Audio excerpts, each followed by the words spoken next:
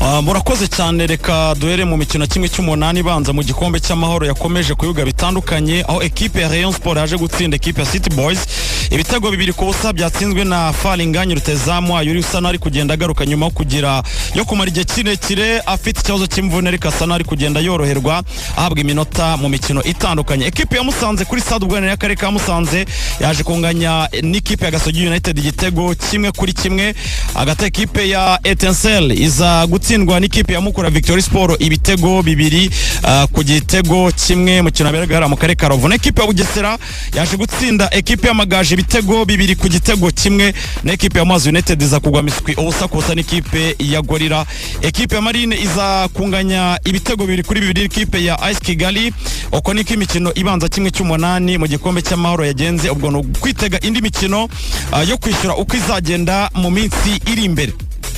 Tuvanga twuse cyane tubabwire ko equipe ya Rayon Sport yamaze gushyira hanze ibiciro ku uzayihuza n'ikipe ya Victory Sport kuwa gatandatu, bizaba ari ku itariki 21 z'uku kwezi, aho kwinjira bizaba ari 3,000 ahadatwikire birumvikana 5,000 ahatwikiriye 15,000 muri VIP n'ibihumbi 30 muri VVIP. Umukino uzabera hariya kuri Kigali Pele Stadium i Nyamirambo mu mujyi wa Kigali. Twese cyane mu yandi makuru atandukanye tubabwire ko imikino ya basketball mu byiciro byombi yaba mu bagabo no mu bagore bari gukina, akaba ari round ya mbere umunsi wa gatanu. Umukino wahuzaga equipe ya Reg Women Basketball n'ikipe ya Azomco waje kurangira equipe ya Reg ya Azomco amanota 82 kuri 65 muri rusange. Naho mu bagabo umukino wahuzaga mu bagabo umukino urimo guhuza equipe ya APL basketball n'ikipe ya East African University bageze ku hari kubura umunota umwe n'amasegonda 18 kugira ngo umukino urangire. Equipe ya APL yawewe n'amanota 83 ku manota 50 y'ikipe ya East Africa University. No mukino ukomeye cyane muri rusange. Naho ku isa 2:30 haraza kuba undi mukino uraza kuba ukomeye cyane, uraza guza equipe ya Inspired Generation n'ikipe ya Azomco, aho ngo nyine ni mu bagabo birumvikana. Imikino rero ikaba iri kubera muri Petit Stade hariya i Remera mu mujyi wa Kigali.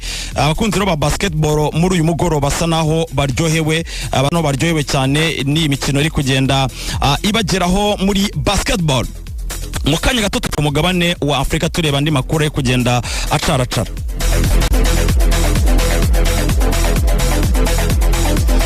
Twose cyane tubabwire ko perezida w'ishami ry'umupira w'amaguru muri Mauritius yitwa Samir Soba yatangaje ko akaba asanzwe nanone ari muri komite nyobozi y'impuzamashyirahamwe y'umupira w'amaguru muri Afrika CAF, yemeye igihugu cya Maroc ngo mu by'ukuri cyaba kitarafashwe neza cyane ku mukino wa nyuma w'igikombe cya Afrika wagihuje n'ikipe y'igihugu ya Senegal kaza kwegukana icyo gikombe.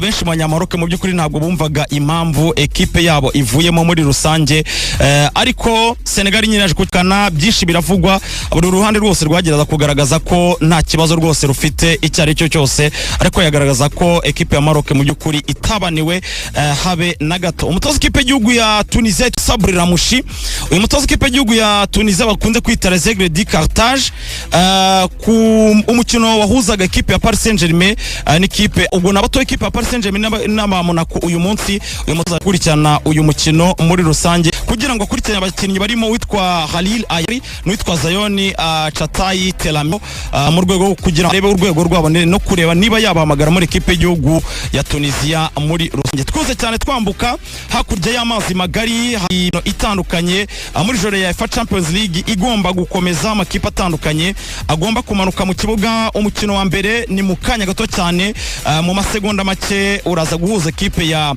Karabag n'ikipe ya Newcastle saa 45 n'umunota umwe ubura kugira ngo umukino nyirizina utangire. Ni imikino ya kamaramaka yo gushaka uburyo yo gushaka amakipe 8 azatera intambwe agasanga ndi 8 atazanyura muri